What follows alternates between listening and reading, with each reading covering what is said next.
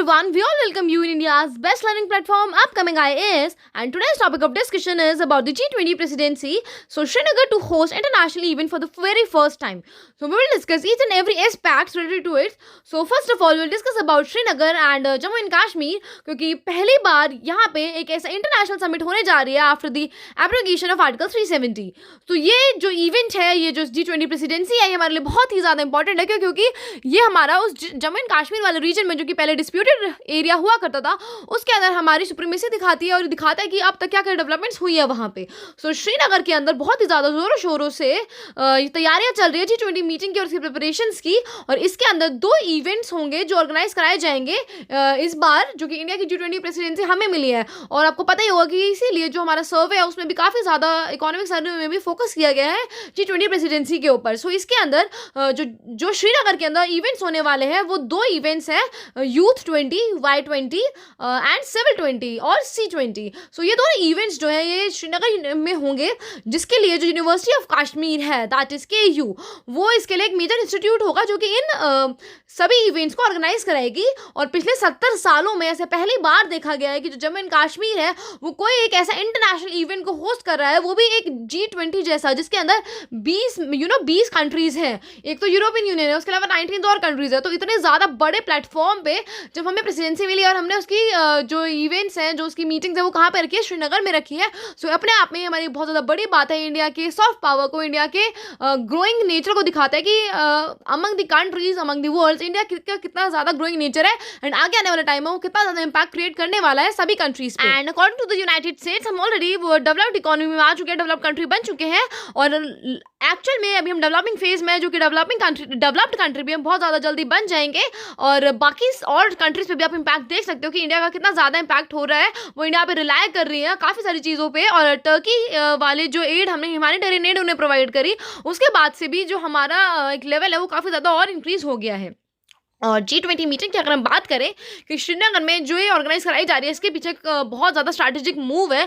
ये हमारे लिए अपॉर्चुनिटी है जिससे हम सभी कंट्रीज तक ये आइडिया और ये मैसेज पहुंचा पाए कि इंडिया के अगर कोई भी टेरिटोरियल में आने की कोशिश करेगा, टेरिटरी में उसे अटैक करने की कोशिश करेगा, सो हम पीछे नहीं रहेंगे एंड शो केस कर सकते हैं हम अपनी डेवलपमेंट. क्योंकि देखो वहाँ पे 370 आर्टिकल था, उसके एब्रोगेशन के बाद जो वहाँ पे डेवलपमेंट्स हुई हैं, क्या क्या चिकन लेवल्स में वहाँ पे जम्मू एंड कश्मीर के अंदर एंड श्रीनगर के अंदर क्या क्या डेवलपमेंट आया है, कितना ज़्यादा फिजिकल इंफ्रास्ट्रक्चर वहाँ पे बिल्डअप हो चुका है. और जो भी सारी चीज़ें जो भी हमारी गवर्नमेंट ने अभी तक वहाँ पे करी है, वो सारी की सारी चीज़ें हम इस चीज़ में शोकेस कर सकते हैं एंड जो हमारी एनिमीज कंट्रीज है उन्हें मुंह तोड़ जवाब हम दे सकते हैं.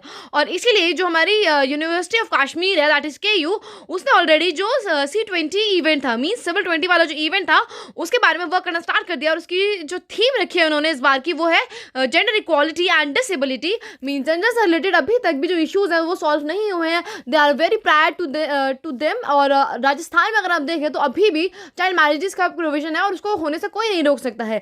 और इसी के चलते होता क्या है कि जो हमारी गर्ल्स है, जो हमारी विमेंस हैं, उन्हें इक्वल अपॉर्चुनिटीज़ नहीं मिल पाती हैं, वो फैसिलिटीज़ नहीं मिल पाती हैं. और आप सोच रहे होंगे हम 21वीं सेंचुरी में रह रहे हैं और इतना ज़्यादा डेवलप ऑलरेडी हम कर चुके हैं, हमारे एरियाज इतने डेवलप है, फिर भी क्या अभी ये चीज़ रेलिवेंट है? सो ये स्टूडेंट्स, आप सिर्फ और सिर्फ उन एरियाज़ को मत देखो जो काफ़ी ज़्यादा डेवलप कर चुके हैं, या फिर जो वो स्टेट जो काफ़ी ज़्यादा डेवलप कर चुके हैं. आप उन एरियाज़ में भी जाके देखिए जहाँ पे अभी भी लोगों को जेंडर इक्वालिटी तो छोड़ो, काफ़ी सारे और ऐसे चीज़ें होती है, मीन्स वाटर के लिए, इलेक्ट्रिसिटी के लिए उन्हें बहुत दूर तक जाना पड़ता है. सो ऐसे भी एरियाज हैं. सो जो जेंडर इक्वालिटी है वो भी एक मेजर कंसर्न है. और इसके लिए ही जो C20 वर्किंग ग्रुप है उसने ये थीम रखी है. और इसके अंदर काफ़ी सारे जो सिविल सोसाइटी ऑर्गेनाइजेशंस हैं, जो नॉन गवर्नमेंटल ऑर्गेनाइजेशंस हैं, वो सारे के सारे आके इस चीज़ पे वर्क करेंगे, जो भी इसकी थीम है.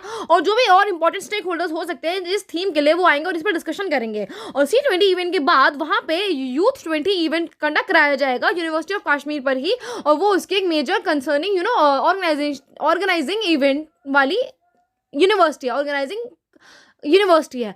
सो स्टूडेंट्स, अब हमें आगे देखना है कि हम इस G20 प्रेसिडेंसी को जो हमें मिली है, इसे हम कैसे और ज़्यादा फॉस्टर करते हैं, जिससे कि हम वर्ल्ड वाइड अपनी एक प्रेजेंस और ज़्यादा बना सकें, तो हम चाइना को पीछे छोड़ सकें. क्योंकि कई चीज़ों में अभी हो रहा है कि चाइना और इंडिया में कम्पीट हो रही है, लेकिन इंडिया कुछ चीज़ों में चाइना से आगे है और चाइना भी कुछ चीज़ों में इंडिया से आगे है. सो बेटर कम्पीट करने के लिए अब देखते हैं कि इस G20 प्रेसिडेंसी का हम कैसे और ज़्यादा बेनिफिट उठा पाते हैं. आगे जो भी G20 से रिलेटेड न्यूज़ आएगी, हम उसके थ्रू आपको अपडेट करते रहेंगे. So with this we will end the session here. Do share it with your friends. Thank you so much.